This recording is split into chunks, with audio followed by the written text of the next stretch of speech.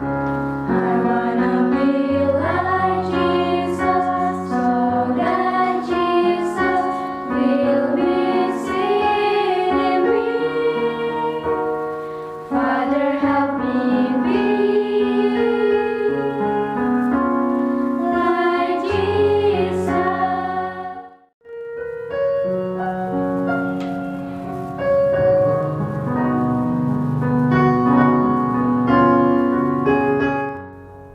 Selamat pagi anak-anak.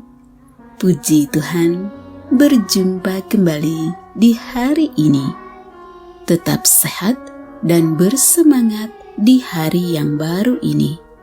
Sebelum memulai aktivitas hari ini, mari kita mengikuti renungan firman Tuhan pada pagi hari ini yang diambil dari buku Yesus adalah teman terbaik dan setia yang ditulis oleh pendeta Marolop Sagala.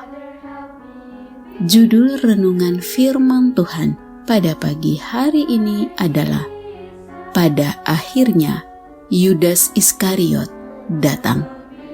Sebelum kita lanjutkan, mari kita awali dengan doa.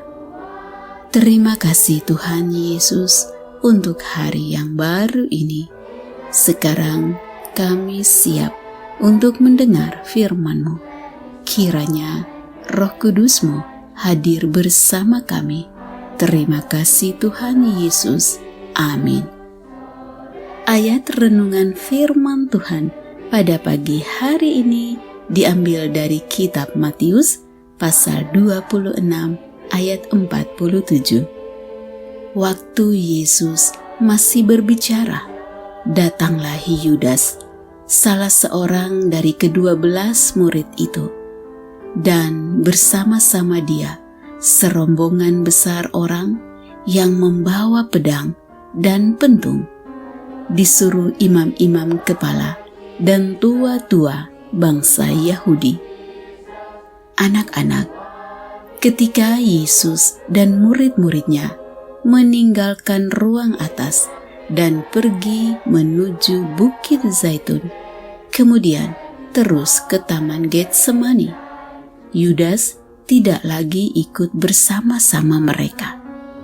Pada malam sehabis perjamuan Tuhan, ketika Yudas menerima roti itu, lalu segera pergi. Pada waktu itu sudah malam. Yohanes 13 ayat 30. Yudas pergi memisahkan diri dari rombongan Yesus dan murid-muridnya. Yesus dan murid-muridnya yang lain malam itu juga pergi ke Bukit Zaitun dan terus ke Taman Getsemani. Tidak ada cerita setelah itu kemana Yudas pergi, tetapi dia memisah setelah perjamuan Tuhan Yesus dan murid-murid bersatu dalam perjalanan di malam itu untuk saling menguatkan. Mereka pergi mengasingkan diri dan berdoa. Di Taman Getsemani, Yesus menasihati dan memperingatkan mereka supaya berjaga-jaga. Yesus memperingatkan murid-muridnya. Ketika itu, Yesus berkata kepada Petrus, "Simon, sedang tidurkah engkau? Tidakkah engkau sanggup berjaga-jaga 1 jam? Berjaga-jagalah dan berdoalah, supaya kamu jangan jatuh ke dalam pencobaan. Roh memang penurut, tetapi daging lemah." Markus 14 ayat 37 dan 38. Tetapi Yudas pergi memisahkan diri. Selama perjalanan Yesus dengan murid-muridnya meninggalkan ruang atas dan pergi ke Bukit Zaitun dan terus ke Getsemani. Tetapi Yudas pergi. Ternyata akhirnya membawa serombongan orang dengan pedang dan pentungan untuk menangkap Yesus. Pada akhirnya, Yudas datang. Yudas datang ke Taman Getsemani. Dia datang bukan untuk berdoa, untuk mendapat kekuatan, supaya dia jangan jatuh ke dalam pencobaan. Sebaliknya, dia datang justru membawa serombongan orang untuk menangkap Yesus.